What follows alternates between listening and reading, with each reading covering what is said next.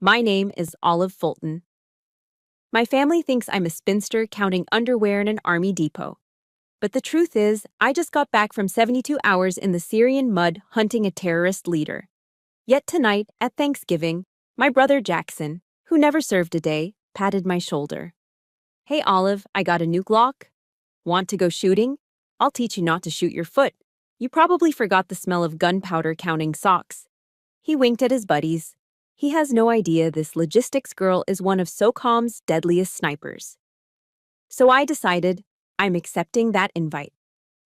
Let me know where you're watching from, and hit subscribe if you want to see his face when I tear a target apart at 500 yards. The gravel crunched beneath the tires of my 10-year-old Ford Ranger as I pulled into the driveway. It was 4 p.m. in Fayetteville, North Carolina, and the late November air was crisp, carrying the scent of wood smoke and dried leaves. My truck, a reliable beat-up piece of machinery with a rusted bumper and 200,000 miles on the odometer, looked like a toy parked next to the behemoth sitting in front of the garage. It was Jackson's truck, a brand new, lifted Chevy Silverado. It was jet black, polished to a mirror shine, with tires that cost more than my entire wardrobe. We call them pavement princesses on base. Trucks designed to look tough but have never seen a speck of mud. The back window was plastered with stickers, a Punisher skull, a Don't Tread on Me snake, and a thin blue line flag. It was the starter pack for a middle-aged man trying desperately to look dangerous. I killed the engine and sat there for a moment, gripping the steering wheel. My knuckles were white. Just 48 hours ago, my hands were wrapped around the pistol grip of a suppressed Mk-27 rifle, waiting in a cold, wet hide site near the Euphrates River. Now, I had to transform. I reached into the back seat and grabbed my tactical go bag. It was a heavy, battered rucksack stained with oil, sweat, and the red dust of 3 different continents. I opened the trunk of my car, the only place safe from prying eyes, and shoved the bag deep into the shadows, covering it with a blanket. In its place, I pulled out a beige, sensible leather purse I bought at TJ Maxx specifically for days like this. I caught my reflection in the rearview mirror. My eyes looked hollow. There was a thin, healing scratch along my jawline from a piece of shrapnel that had flown a little too close last week.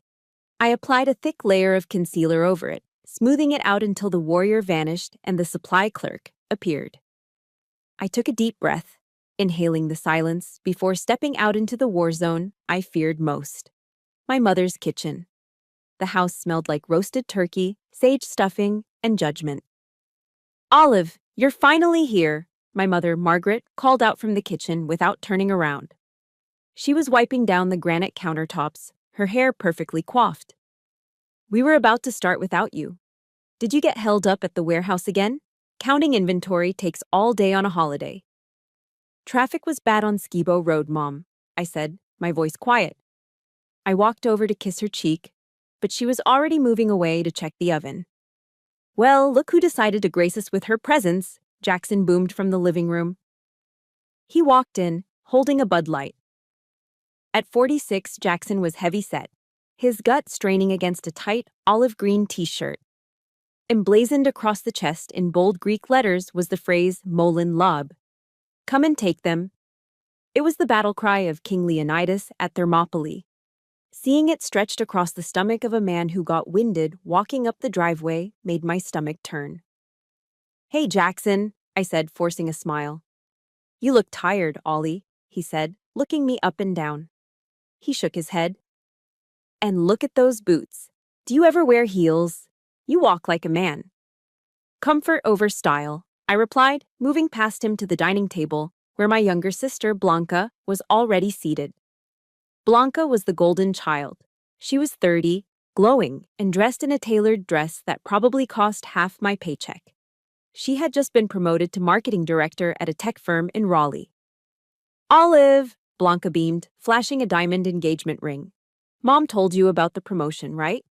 We're thinking of buying a vacation home in the Outer Banks next year. That's great, Blanca, I said, genuinely happy for her, though I knew what was coming next. See, Olive. Mom set the turkey platter down with a heavy thud. Blanca is building a future. She's not running around in dusty warehouses counting combat boots and underwear for Uncle Sam. When are you going to get out, honey? You're 32. You're not getting any younger, and frankly, that job makes you look hard. I stared at the mashed potatoes. The benefits are good, Mom. And the pension? Pension, Jackson snorted, taking a swig of beer. The military is a joke these days. It's all soft. They're worried about feelings, not fighting. Back in the day, it was about toughness. Now? I bet half the guys on Bragg couldn't handle a real firefight. I cut a piece of turkey, my knife scraping against the china. If only you knew, I thought. If only you knew that the soft guy I work with, Miguel, carried a wounded teammate 2 miles uphill while taking fire last month. But I said nothing. I just chewed, swallowing the meat along with my pride. This was the deal I made. To protect them from the worry, to protect my mother's fragile heart, I had to be the disappointment. I had to be the clerk. Speaking of fighting, Jackson leaned forward, his eyes lighting up with that fake intensity he loved to project. I joined that new tactical gun club out on Highway 87. You know, the one with the dynamic ranges? That sounds fun, I said flatly. Fun? It's serious business, Olive, he corrected me, pointing a fork in my face. I just picked up a custom Glock 19 with a holographic sight and a match-grade barrel. Cost me $2,000. I've been watching a lot of tactical training videos online. You have to be ready, you know? The world is getting dangerous. I took a sip of water to hide the smirk threatening to break through. Jackson was lecturing me about danger while sitting in a climate-controlled suburban dining room. Anyway, Jackson continued, looking around the table to ensure he had an audience. I was thinking, since you're around supplies all day, you probably haven't smelled gunpowder in years. Why don't you come out with me and the boys this Saturday? The table went quiet. Mom looked at me with pity. Blanca looked amused. Oh, Jackson, don't tease her, Mom said.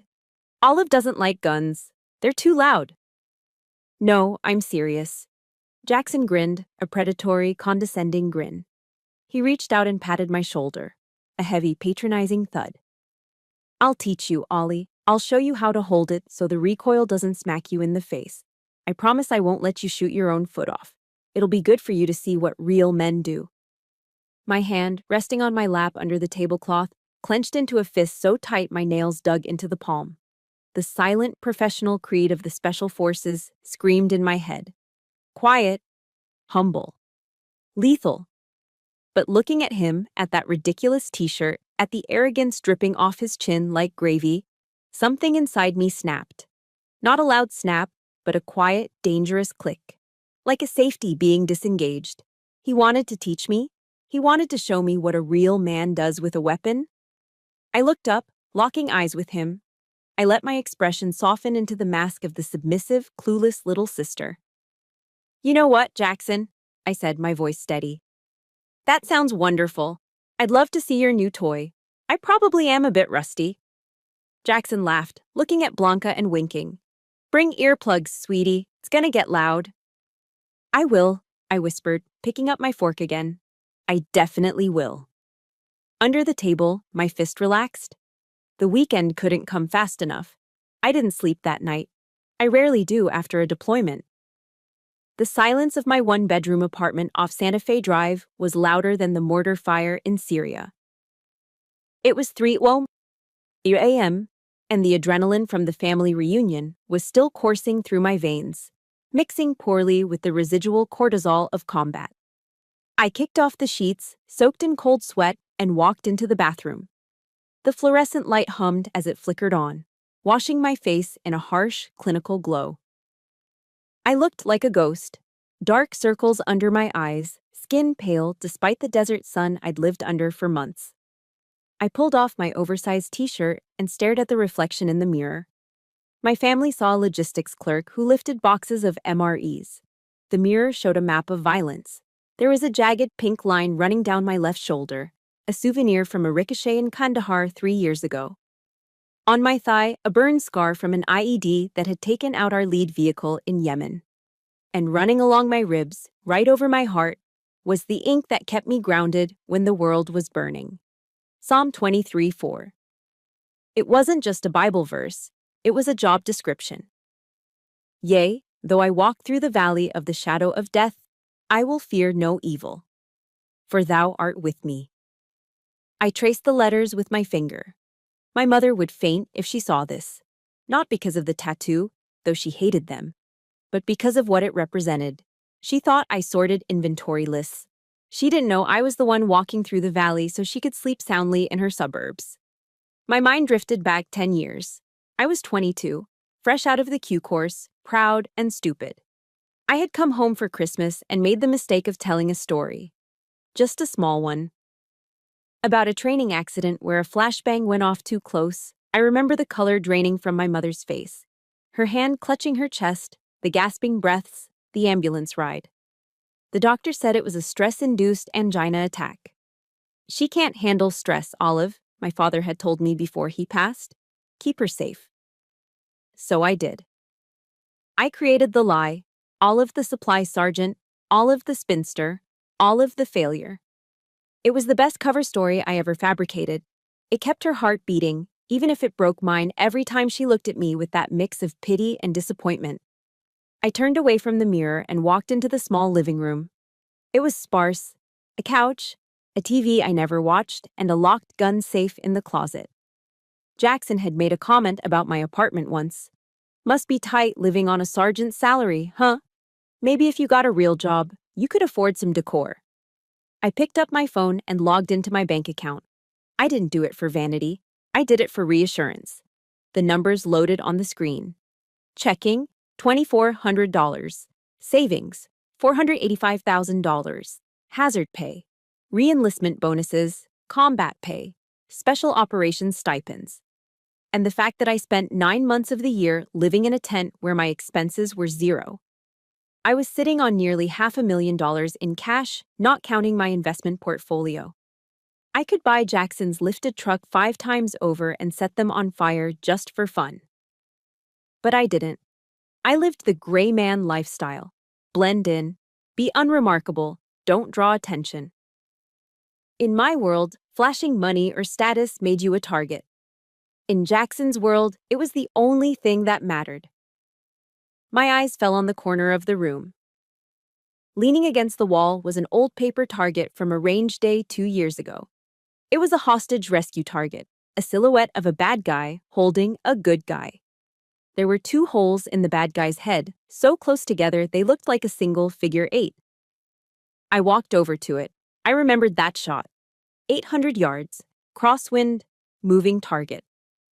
I had taken the breath, held it between heartbeats, and squeezed. I protect this country, I whispered to the empty room. I protect people who don't even know I exist, but in my own house, I'm a joke. The shame washed over me again, hot and suffocating. It wasn't just about Jackson being a jerk. It was about the erasure of my entire existence. To them, the last 10 years of my life, the blood, the sweat, the friends I'd lost, didn't count. It was just counting underwear. I thought about Jackson's invitation, his smug face. I'll teach you not to shoot your foot. Usually I would deflect. I would make an excuse. I would say I had inventory to count. But tonight, looking at that target, something shifted. The stoic wall I had built around myself developed a crack. No, I said, my voice firm in the darkness. I wasn't going to the range to learn. I wasn't going to be the little sister this time. I walked over to the closet and punched the code into my gun safe. The heavy steel door swung open with a smooth hiss. Inside, gleaming under the safe's LED light, was my custom STI 2011 combat pistol. It was a work of art. Machined steel, aggressive stippling, a red dot sight that cost more than Jackson's entire gun collection. I picked it up. It felt heavy, cold, and familiar. It felt like the truth. He wants to see a shooter. I racked the slide, the metal clacking satisfyingly in the quiet room. I'll show him a shooter. It was a dangerous game. Revealing my skills meant risking the cover story. If I shot too well, questions would be asked. But I was tired. I was so tired of being the disappointment. Just for one day, just for 1 hour on that range, I wanted to stop pretending. I wanted to let the wolf out of the cage, just a little bit. I put the gun back and closed the safe. I went back to the window and looked out at the streetlights of Fayetteville. Somewhere out there, Jackson was probably sleeping soundly, dreaming of being the alpha male he pretended to be. He had no idea what was coming. If you've ever had to hide your true self just to keep the peace in your family, hit that like button. And tell me in the comments, have you ever been underestimated by the people who should know you best? Type yes if you know exactly how that feels. The sun would be up in a few hours. I needed to sleep. I needed to be ready. A Saturday was going to be interesting. 72 hours later, the contrast between my two lives couldn't have been starker. I stood at the head of a conference table inside a secure SCIF, sensitive compartmented information facility, deep within the JSOC compound at Fort Bragg. The air conditioning hummed, keeping the room at a crisp 65 degrees to protect the servers buzzing in the walls. The only light came from the massive monitors displaying high-resolution satellite imagery of a dusty village in northern Yemen. Target package is confirmed, I said, my voice steady and authoritative. I tapped the screen with a laser pointer.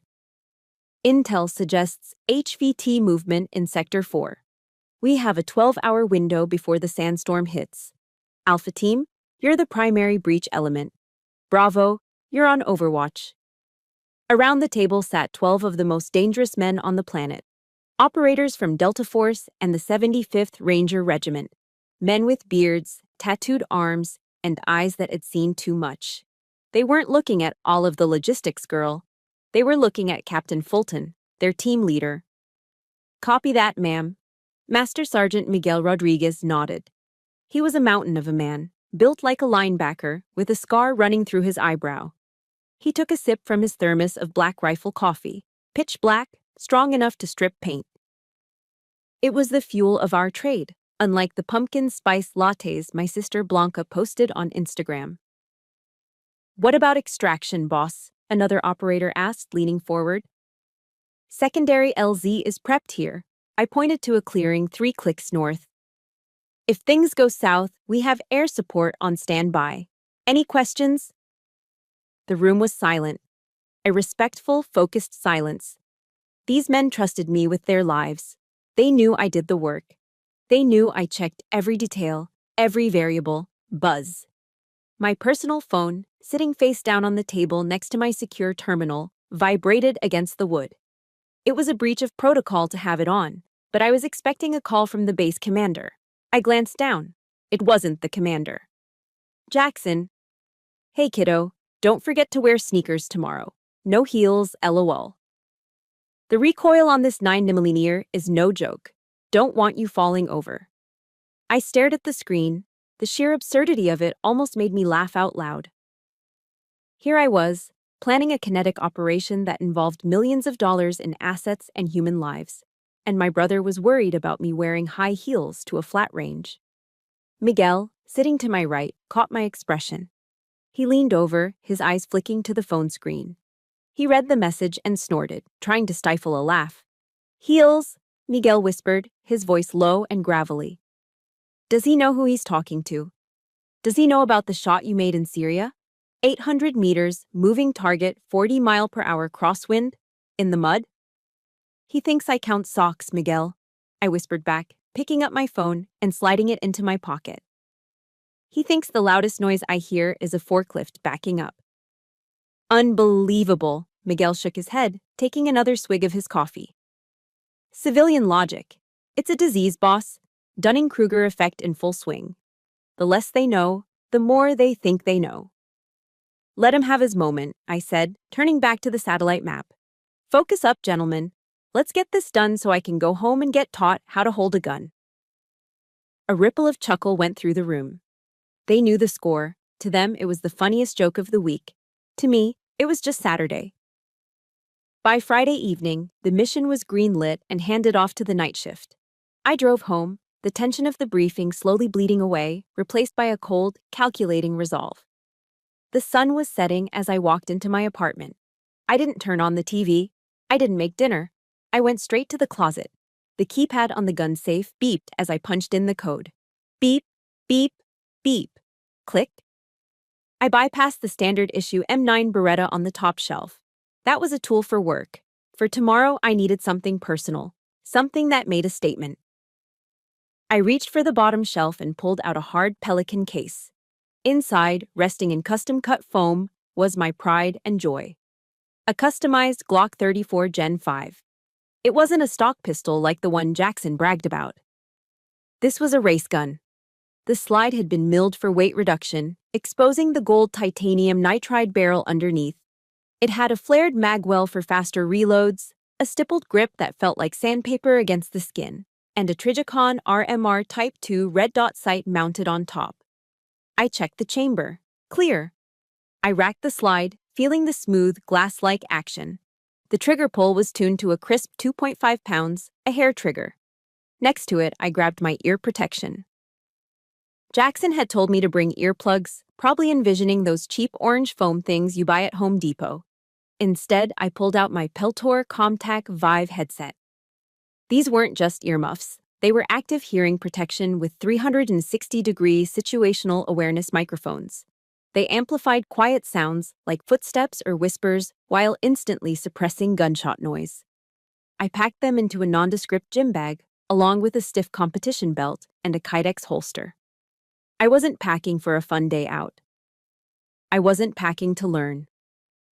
I sat on the edge of my bed, holding the Glock. The weight of it was comforting. Tomorrow, Jackson was going to stand there with his beer belly and his internet knowledge, trying to lecture me on stance and grip. He was going to try to belittle me in front of his friends to boost his own fragile ego. He expected all of the supply clerk. He expected flinching. He expected fear. I looked at the gold barrel of my gun, gleaming under the room light. "School is in session, big brother," I whispered. I checked the magazine one last time, loading it with match-grade 147-grain ammunition.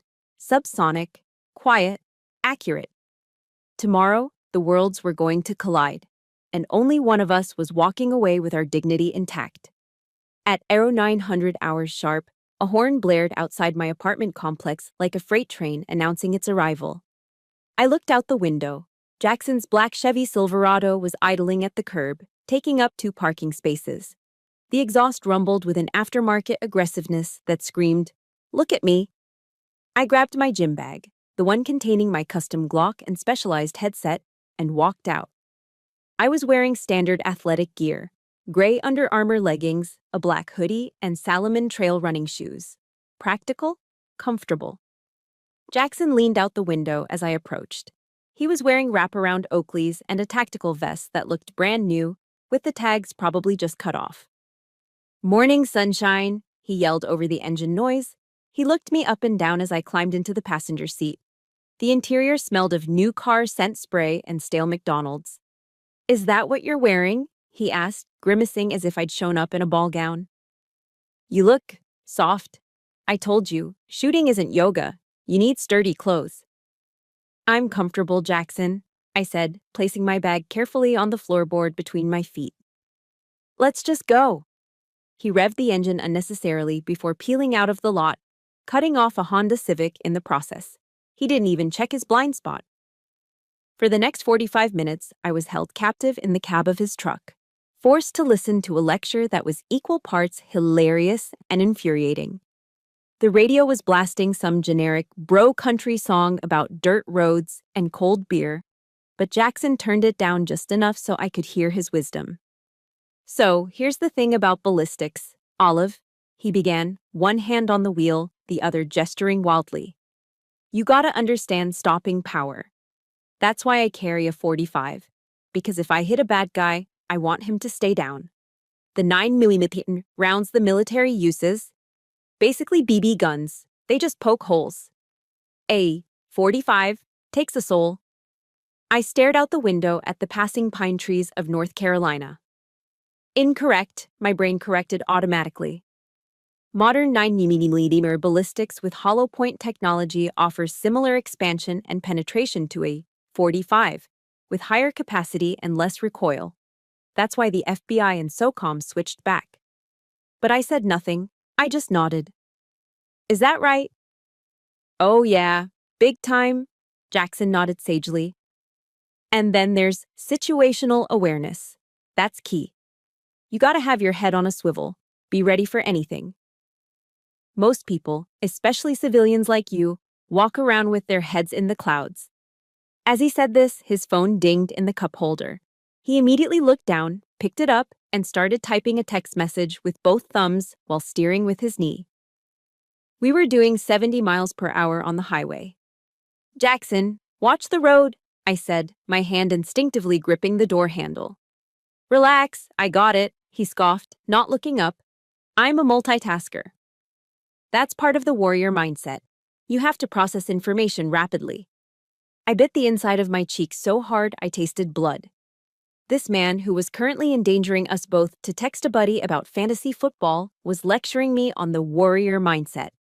Me, a woman who had tracked targets through crowded bazaars in Aleppo without breaking cover. A woman who had called in airstrikes while taking suppressive fire. "You know," Jackson said, finally putting the phone down and swerving back into his lane. "I know you work in logistics, Olive, and that's fine. Someone has to count the beans. But honestly, it worries me." "What does?" "You, being a woman living alone, working a desk job, you're soft targets. Women in offices, you guys panic easily. It's biological, loud noises, stress. You freeze up. That's why I wanted to bring you out today. To inoculate you a bit, give you a taste of what it feels like to hold real power in your hands." My grip on the seatbelt tightened until my knuckles turned white. The insult was so casual, so ingrained in his worldview, that he didn't even realize he was insulting me. To him, it was just a fact. I was female, therefore I was fragile. I was logistics, therefore I was useless. "I appreciate your concern, Jackson," I said, my voice dangerously low, "but I think I handle stress better than you think." He laughed, a loud barking sound. "Ollie, come on. Remember when you were 10 and cried because you scraped your knee? It's okay. Men are built to protect. Women are built to nurture. I just want you to be able to defend yourself if, God forbid, a bad guy breaks into your apartment while you're watching The Bachelor." I turned my head fully away from him, staring at the blurred landscape. The rage was building in my chest, a hot, dense pressure. It wasn't just anger, it was a profound sense of injustice. I had killed men who tried to kill my team. I had held the hands of dying soldiers. I had endured things that would make Jackson curl into a fetal position and cry for his mother. And here I was, being treated like a child. "Almost there," Jackson announced as he turned onto a gravel road. A sign read, "Patriot Gun Club, members only." The sound of gunfire grew louder as we approached. Pop, pop, boom. It was the sound of my office, the sound of my life. But to Jackson, it was the sound of a playground. We pulled into the parking lot. It was filled with trucks just like Jackson's. Men in tactical pants and tight t-shirts were standing around, drinking energy drinks and comparing gear. It was a sea of testosterone and insecurity. Jackson parked and killed the engine. He turned to me, a benevolent smile on his face. "All right, sis. Welcome to the big leagues. Just stay close to me. Don't touch anything unless I say so, and try not to flinch too much. The boys are gonna love meeting you. Just try not to embarrass me, okay?" I unbuckled my seatbelt. The click was sharp and final. "I'll do my best," I said. I grabbed my bag. Inside, the custom Glock waited. The time for talking was over. The time for show and tell was about to begin. And Jackson had no idea he was the show and I was the tell. The range was a cacophony of gunfire and male posturing. We were assigned lane 4, right in the middle of a group of Jackson's buddies. They were all cut from the same cloth, middle-aged, overweight, wearing expensive tactical gear that looked like it had just come out of the packaging. "Hey, fellas," Jackson boomed, puffing out his chest. "Look who I dragged out of the warehouse, my little sister Olive. She's gonna learn how the big boys play today." A chorus of chuckles and "Hey, sweetie," greeted me. I gave a tight, polite nod and set my bag down on the bench behind the firing line. I kept it zipped. Not yet. "All right, watch and learn," Jackson said, stepping up to the line. He pulled his prized custom Glock 19 from its holster with a dramatic flourish that would have gotten him reprimanded by any legitimate range safety officer. He racked the slide. The target was set at 7 yards. 7? That's 21 feet. In my world, that's bad breath distance. You could practically throw the gun and hit the target from there. Jackson took his stance. It was painful to watch. He stood with his feet parallel, shoulder width apart, and leaned way back, as if the gun were going to push him over.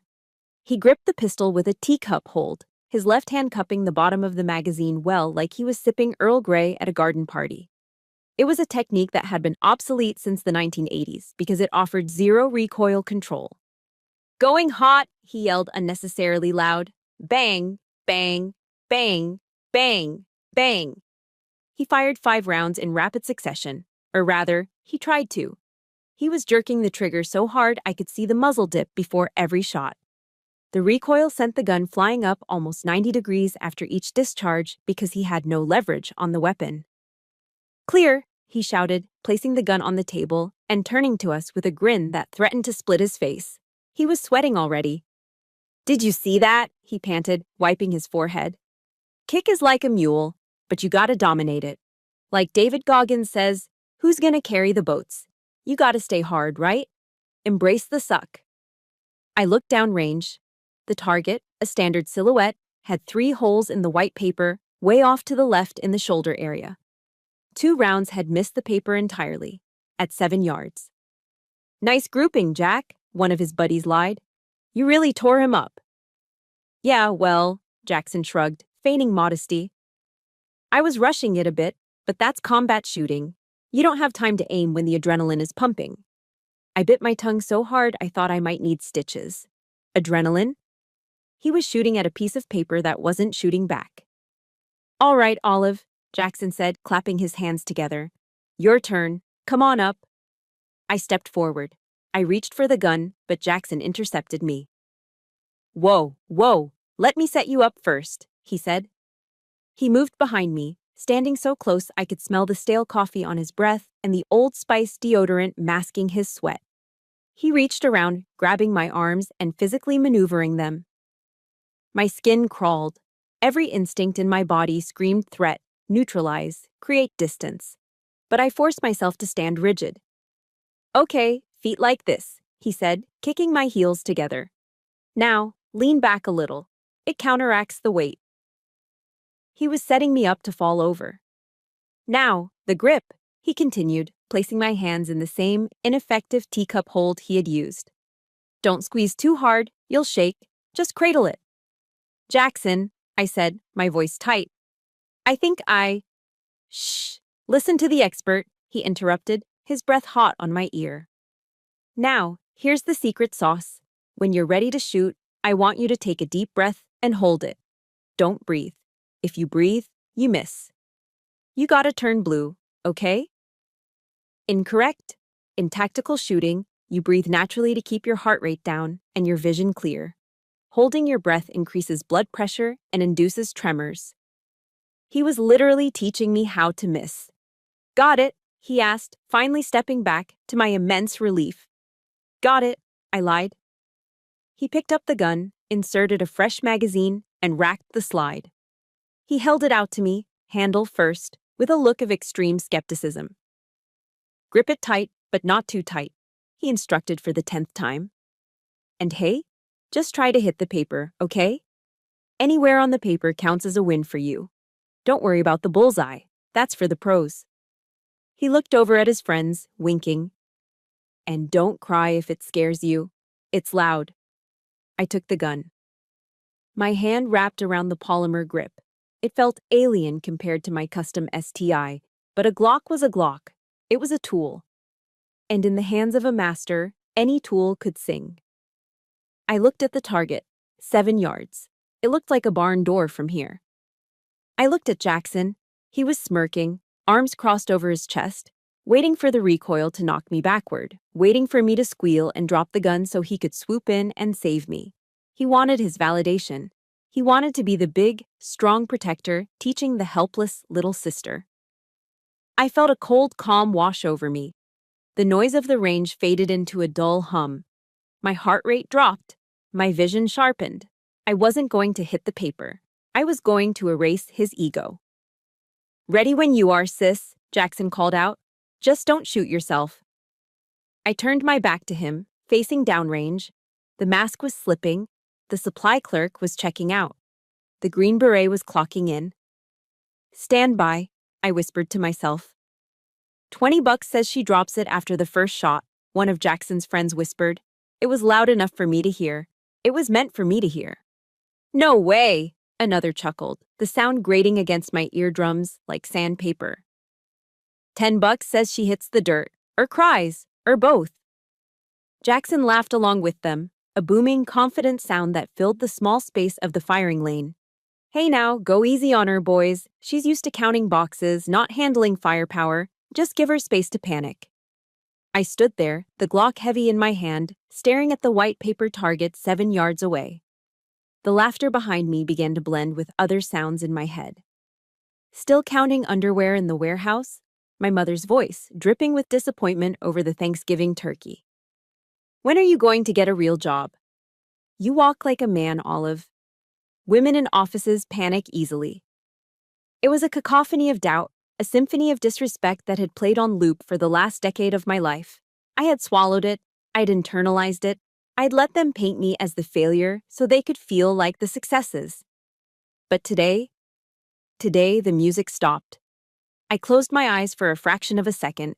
In the darkness behind my eyelids, I wasn't in North Carolina. I wasn't Jackson's little sister. I was back in the stack, waiting to breach a door in Raqqa. I was in the hide site, regulating my breathing as a patrol walked by 10 feet away. I inhaled slowly through my nose, counting to 4. Inhale, 1, 2, 3, 4. I held it. Hold, 1, 2, 3, 4. I exhaled, exhale, 1, 2, 3, 4. Tactical breathing. My heart rate, which had spiked from irritation, began to slow. Thump, thump, thump, 60 beats per minute. The supply sergeant mask cracked. It fell away, shattering on the concrete floor, invisible to everyone but me. When I opened my eyes, the world looked different. The colors were sharper. The sounds of the range, the distant pops, the laughter, faded into background white noise. My focus narrowed to a tunnel vision centered entirely on the threat. In this case, the threat wasn't the target. The threat was the disrespect standing behind me. Jackson stepped forward again, his hand reaching out to correct my shoulder one more time. He was going to touch me. He was going to invade my space again to show his dominance. "Here, let me just fix your..." My left hand came off the gun and shot backward, catching his wrist in midair. I didn't squeeze hard, just enough to stop his momentum cold. "Don't," I said. The word hung in the air, heavier than the humidity. It wasn't the voice of Olive the sister. It was the voice of Captain Fulton. It was the voice that gave orders to men who killed for a living. It was cold, flat, and absolutely terrifying. Jackson froze. He looked down at my hand on his wrist, then up at my face. He saw something in my eyes he had never seen before. He didn't see the shy, awkward girl who brought potato salad to potlucks. He saw a predator. He saw the 1,000-yard stare. That hollow, detached look of someone who has seen the soul leave a body and didn't blink. "Back off, Jackson," I said, my voice dropping an octave. Quiet, but cutting through the noise like a razor blade. "You are standing in my workspace. Back off." It was a command, not a request. Jackson blinked, confused. His lizard brain, the primal part of the mind that recognizes danger before the conscious mind can process it, took over. He took 2 stumbling steps backward, his hands raising slightly in a defensive gesture he didn't even realize he was making. "Whoa," he stammered, his confident smirk dissolving into uncertainty. Okay, just trying to help, geez. PMS much?" He tried to laugh it off, looking at his friends for support. But the laughter died in their throats. They felt it too. The shift in atmospheric pressure. The air around me felt charged, dangerous. I turned my attention back to the target. I didn't lean back like a scared girl. I didn't use the teacup grip. I stepped forward with my left foot, widening my stance to shoulder width. I bent my knees slightly, lowering my center of gravity, grounding myself like a tree root. This was the modern isosceles stance: aggressive, stable, mobile. I leaned my torso forward, engaging my core, preparing to absorb the recoil not as a shock, but as a rhythm. I brought the gun up. My grip shifted seamlessly, my strong hand high on the backstrap, getting as close to the bore axis as possible. My support hand wrapped around the front, fingers digging in, thumbs forward and parallel, creating a vice-like clamp on the weapon. I extended my arms, locking my elbows, but keeping them unlocked enough to act as shock absorbers. My head dipped slightly, bringing my dominant eye in line with the sights without straining my neck. General James Mattis's words echoed in the silence of my mind. Be polite, be professional, but have a plan to kill everyone you meet. I had been polite. I had been professional. Now, I had a plan.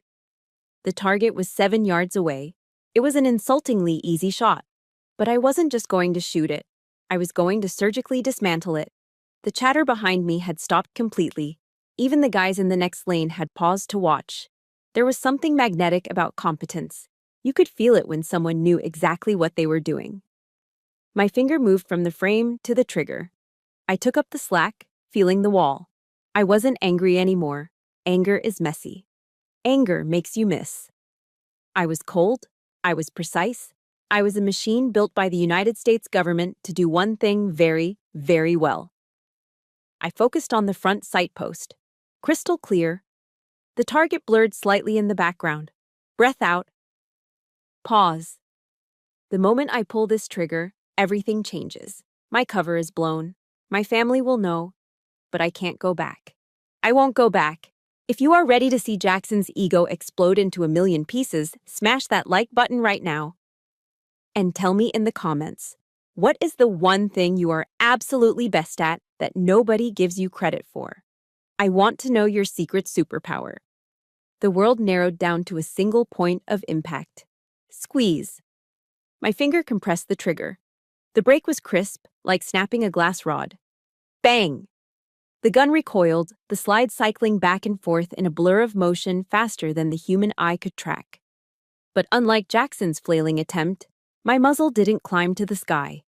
My grip, locked in that vice-like isosceles structure, absorbed the energy, channeling it through my arms, down my spine, and into the earth. The sights lifted slightly and snapped right back down onto the target. A perfect return to zero. I didn't stop. Bang, bang, bang, bang. 4 more shots followed the first in a rhythm so fast it sounded like a single, long tear in the fabric of reality. The cadence was precise. Pop, pop, pop, pop, pop. Split times of 0.18 seconds between shots. Brass casings ejected in a graceful arc to my right, tinkling as they hit the concrete floor. The smell of burnt cordite filled the air, perfume to my nostrils. And then, silence. The echo of the shots rolled away over the berms. I didn't lower the gun immediately. I held the follow-through, keeping my sights on the target, resetting the trigger, waiting to see if the threat was neutralized. It was muscle memory drilled into me by thousands of hours on the flat range and in kill houses. Once satisfied, I broke my stance. Smoothly, without wasted movement, I pressed the magazine release. The empty mag dropped freely onto the table.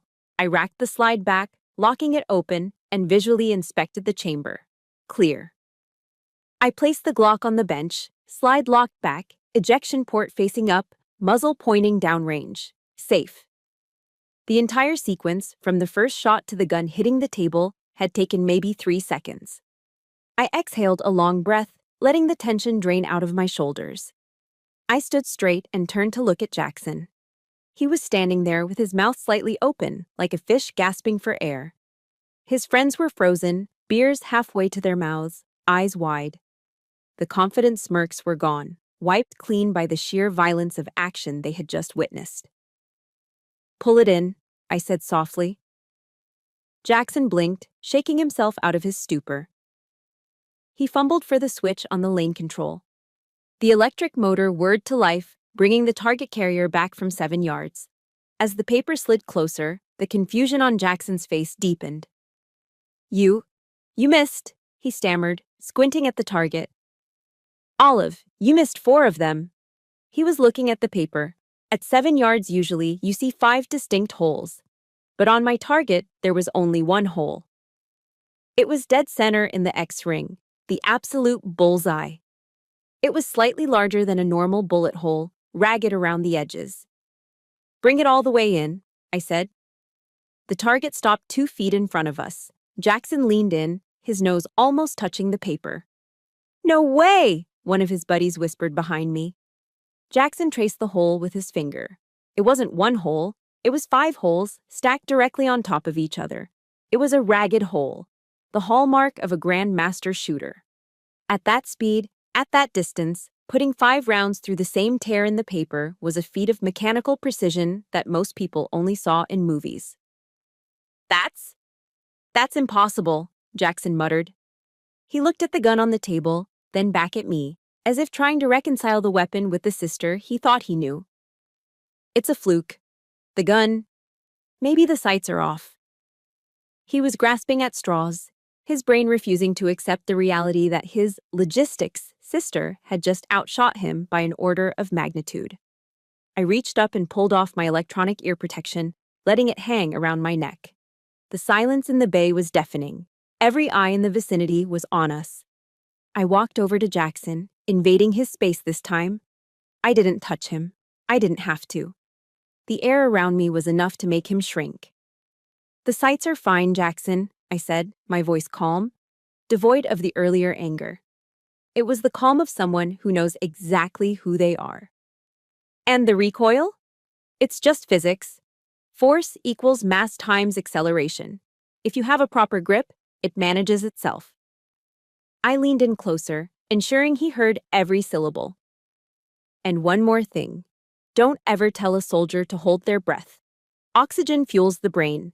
It keeps your vision sharp and your muscles relaxed. Holding your breath increases your heart rate and makes you shake.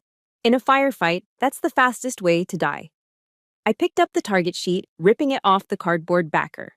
I folded it neatly and tucked it into his tactical vest pocket, right next to his pristine, unused tourniquet. You can keep that, I said, as a souvenir. I turned back to the bench to pack up my gear. My hands were steady, my heart was light. For the first time in 10 years, I felt seen.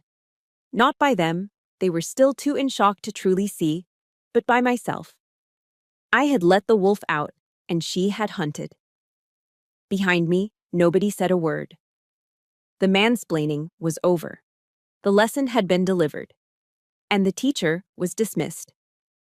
The silence was broken by the sound of slow, heavy footsteps crunching on the gravel. A shadow fell over our bench. I turned to see an older man approaching. He was in his 60s, with skin like weathered leather and a thick gray mustache. He wore a faded flannel shirt and a baseball cap that had seen better days.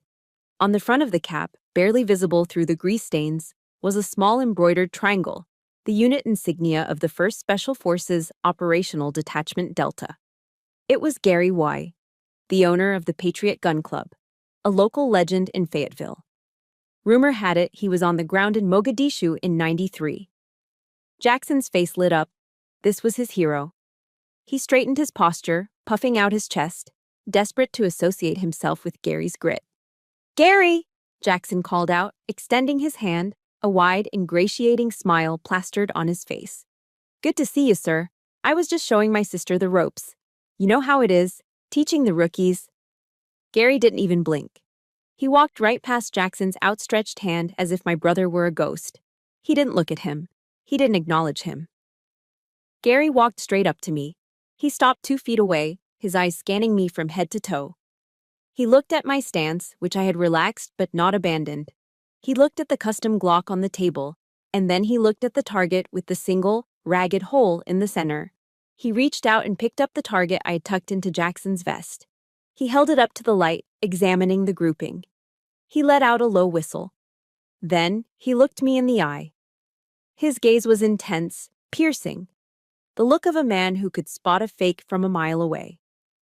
"That's a hell of a bill drill," Gary said, his voice like gravel in a cement mixer.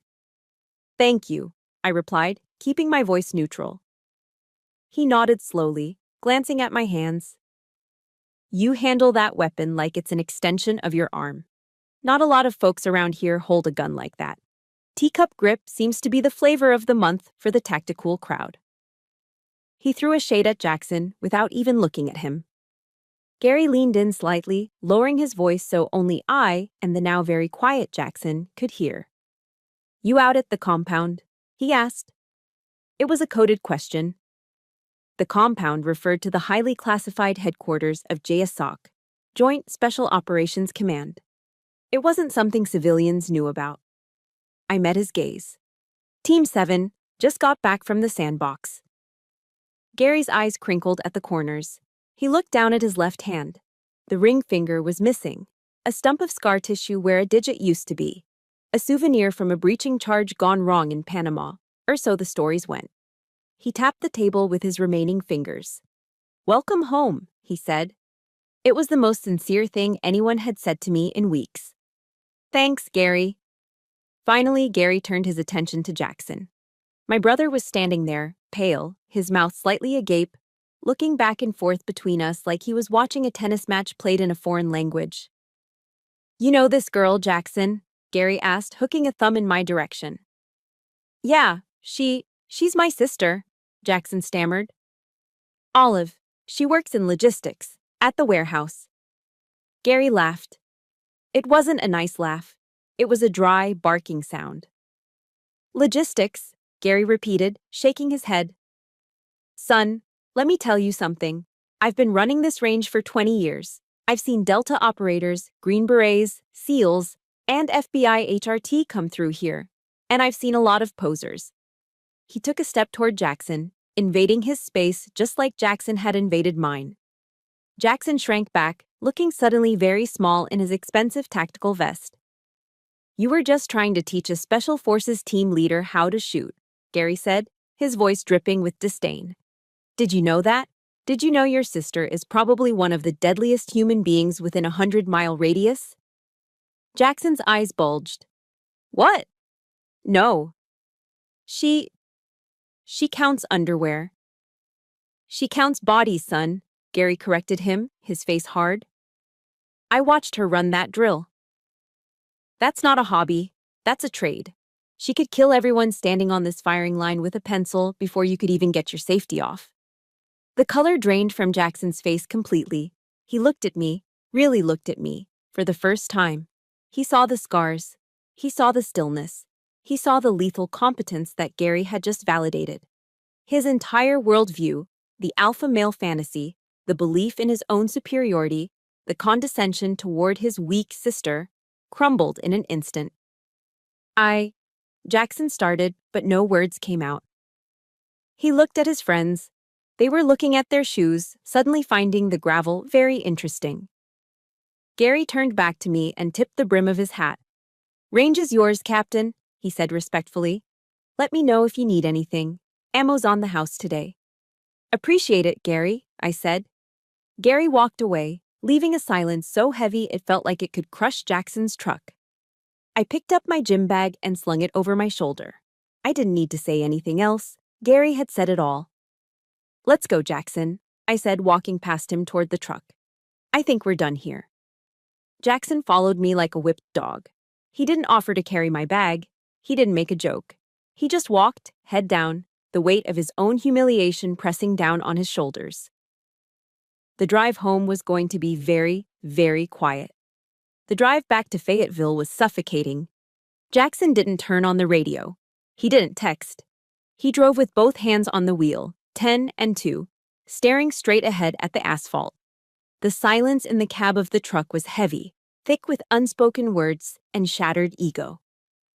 For the first 20 minutes, the only sound was the hum of the tires and the rhythmic thrum of the engine. I sat in the passenger seat, looking out the window, watching the pine trees blur past. I wasn't angry anymore. I felt lighter, as if I had just shed a 50-pound rucksack I'd been carrying for a decade. Finally, Jackson cleared his throat. It was a nervous, raspy sound. Why didn't you tell me? He asked. His voice lacked its usual booming confidence. It sounded small.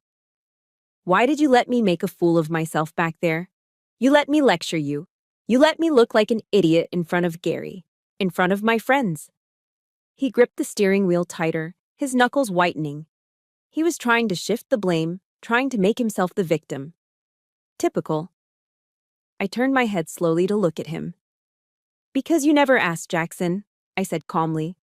He frowned, glancing at me for a split second before returning his eyes to the road. What do you mean I never asked? We talk all the time. No, I corrected him. You talk, I listen. In 10 years, have you ever once asked me, Olive, what do you actually do? Have you ever asked, Olive, are you okay? No, you just assumed. You assumed I was counting socks because that fit the narrative you wanted. Narrative? He scoffed, though the fight was draining out of him. What narrative? The one where you're the big, strong, successful brother, and I'm the spinster sister who failed at life, I said, my voice steady and cold. You and Mom. You need me to be small. You need me to be the logistics girl so you can feel big. If I'm weak, then you're strong by comparison. If I'm poor, then you're rich. Jackson opened his mouth to argue, but closed it again. The truth of my words hit him like a physical blow. He knew it. Deep down, under layers of insecurity and bravado, he knew I was right. I didn't think. He trailed off. Exactly, I said. You didn't think. You just judged. I shifted in my seat, turning my body fully toward him. This was it. The moment I set the terms of engagement for the rest of our lives.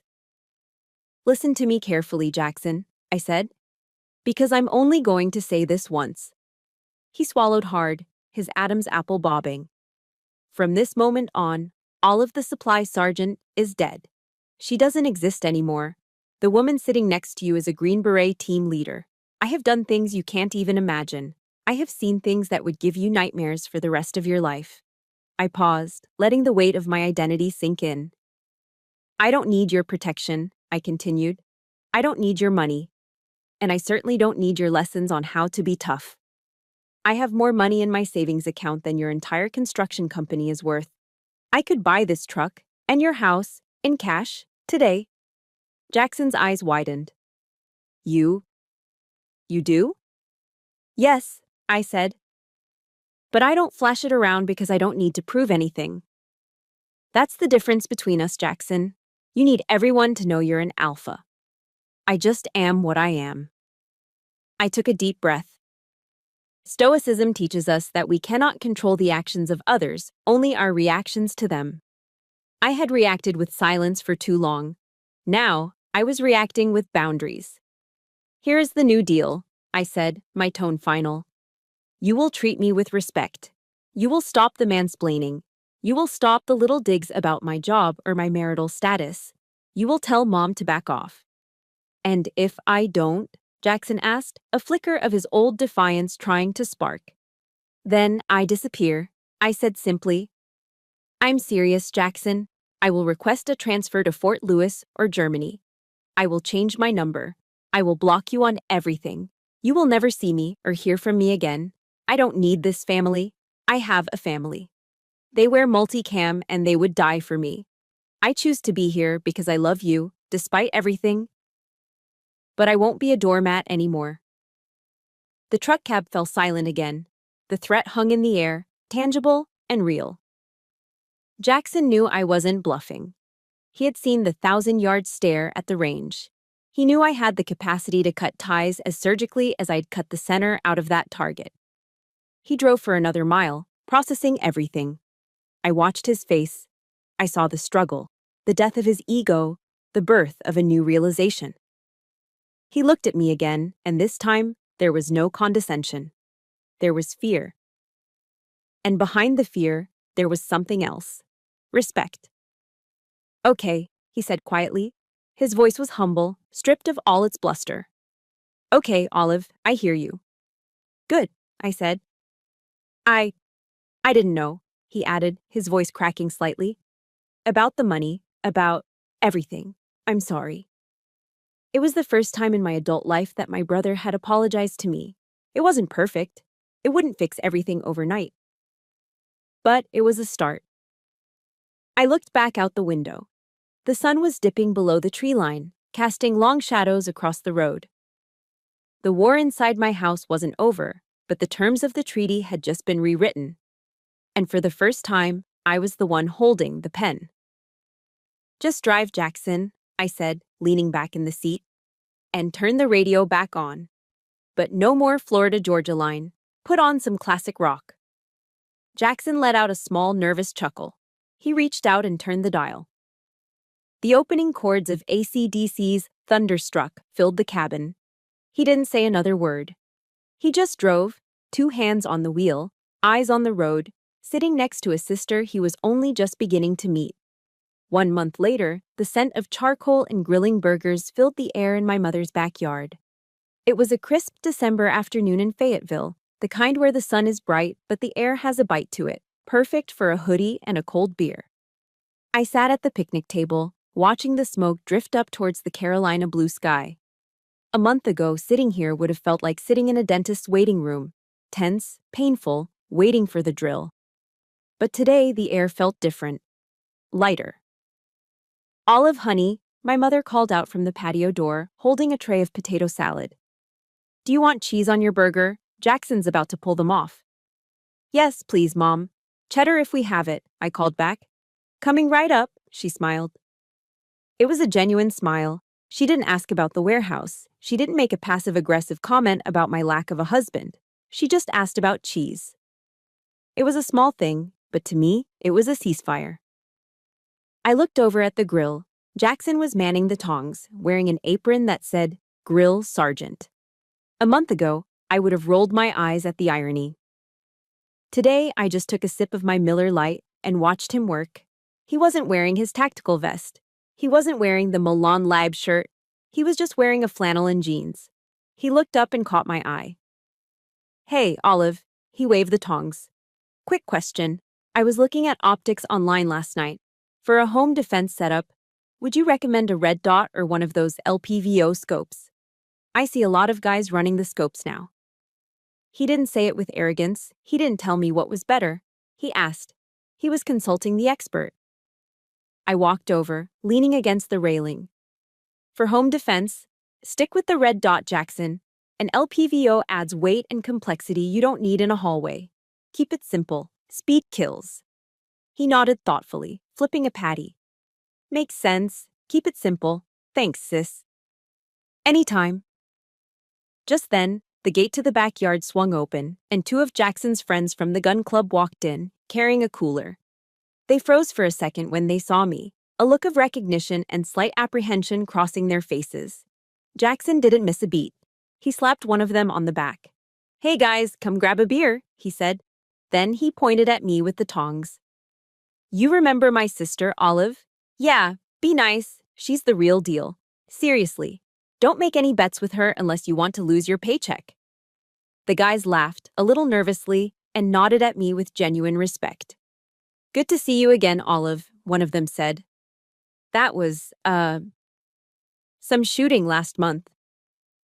"Good to see you too, Mike," I smiled. I walked back to the table and sat down. It wasn't just that Jackson had stopped the insults. It was that he had started to take pride in who I actually was, not who he pretended I was. The dynamic had shifted. The hierarchy of big brother, little sister had been replaced by civilian brother, warrior sister. And he seemed okay with that. Something tugged at my sleeve. I looked down. It was my nephew, Leo, Jackson's 8-year-old son. He was holding a plastic toy soldier, one of those little green army men. "And Olive?" he asked, his big brown eyes wide. "What's up, buddy?" "Dad said you're a soldier. Like, a real one. Like Captain America, but without the shield." I chuckled. "Something like that, but I don't wear a cape." "He said you're super strong," Leo continued, looking at my arms. "I want to be strong too. When I grow up, I want to be tough like you and Dad." I looked at Jackson. He was watching us from the grill, a soft expression on his face. He wasn't teaching his son that women were weak anymore. He wasn't passing down the toxic insecurity that had plagued our relationship for decades. The cycle was breaking. Right here, right now, over burgers and potato salad. I knelt down so I was eye level with Leo. "You know, Leo, I said softly, tapping his temple with my finger. Being tough isn't about big muscles or loud trucks, and it's definitely not about being mean to people. It's not, he asked, confused. No, I shook my head. Real strength starts in here. It's about being calm when everyone else is scared. It's about protecting people who can't protect themselves. And it's about knowing who you are, even if nobody else does. Leo nodded slowly, absorbing the words with the seriousness only an 8-year-old can muster. Okay, I'll remember that. Good man, I ruffled his hair. Now go get a hot dog before your dad burns them. He ran off laughing. I stood up, feeling a lump in my throat. That was the legacy. Not the medals in my drawer, not the money in my bank account, not even the terrorists I had removed from the battlefield. It was this.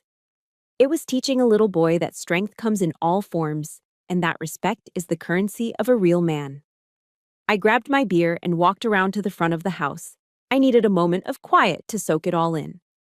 I sat on the old wooden rocking chair on the porch. The sun was beginning to set, painting the sky in streaks of purple and gold. Across the street, a neighbor was raking leaves. A dog barked in the distance. Attached to the pillar of the porch, the American flag snapped gently in the breeze. Old Glory. I had fought under that flag in deserts and mountains, in places where the sand turned to glass and the nights were freezing cold. I had lost friends under that flag. For so long, I felt like I had to leave that part of me at the door when I came home. I felt like I had to put on a costume, the spinster, the clerk, the disappointment, just to fit into the picture my family had painted. But the costume was gone now. Burned away by 5 rounds of 9mm ammunition and a moment of courage. I took a long sip of the cold beer. It tasted like victory. Not the loud ticker tape parade kind of victory, but the quiet, enduring kind. The kind that settles in your bones and lets you sleep at night without nightmares. I was Olive Fulton. I was a daughter, a sister, an aunt, and I was a Green Beret. For the first time in my life, I didn't have to choose between them. I leaned back, closing my eyes, listening to the laughter drifting from the backyard. I was home. Truly home. And finally, I was seen. Thank you for walking this path with me. My story isn't just about guns or ranks. It's about the battles we fight in our own living rooms, struggling to be seen by the people we love. If you've ever felt like the black sheep or had to hide your true strength to keep the peace, know that you are not alone. Your value isn't defined by their approval. If Olive's journey resonated with you, please hit that subscribe button and share this story. It helps more than you know. And remember, stay silent, stay professional, but never ever let them forget who you really are. See you in the next one.